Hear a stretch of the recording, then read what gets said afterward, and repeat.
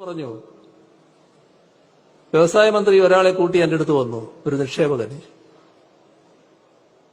അയാളെ നിക്ഷേപ തുക കേട്ടപ്പോ പെട്ടെന്നൊരു ആശ്ചര്യം തോന്നും കേട്ടോ. 3 ലക്ഷം കോടിയിലധികം, 3 ലക്ഷം കോടിയിൽ പരം രൂപയുടെ നിക്ഷേപം നടത്താൻ സന്നദ്ധത കാണിച്ചുകൊണ്ടാണ് വന്നത്. ഞാൻ അദ്ദേഹത്തോട് ചോദിച്ചു, എന്താ കേരളത്തിലേക്ക് വരാൻ പ്രത്യേക കാരണം? അദ്ദേഹം പറഞ്ഞ ഉത്തരമാണ് ഏറ്റവും പ്രധാനം. അദ്ദേഹം പറഞ്ഞു, ഇതുപോലെ സമാധാനം നിലനിൽക്കുന്നൊരു സ്ഥലം വേറെയില്ല. ഇവിടെ ഒരു തരത്തിലുള്ള കമ്മ്യൂണൽ പ്രശ്നമില്ല, ഒരു തരത്തിലുള്ള വർഗീയ പ്രശ്നങ്ങളും ഇല്ല. ഇവിടെ നല്ല സ്ഥിരതയുണ്ട്, ഞങ്ങൾക്കിവിടെ ശാന്തമായി കാര്യങ്ങൾ നടത്താൻ പറ്റും.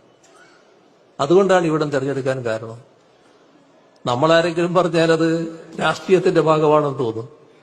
പക്ഷെ നമ്മുടെ രാജ്യത്തെ, ലോകത്തെ നിക്ഷേപകര് കേരളത്തെ എങ്ങനെ കാണുന്നു എന്നതാണ് ഇതിലൂടെയൊക്കെ കാണുന്നത്.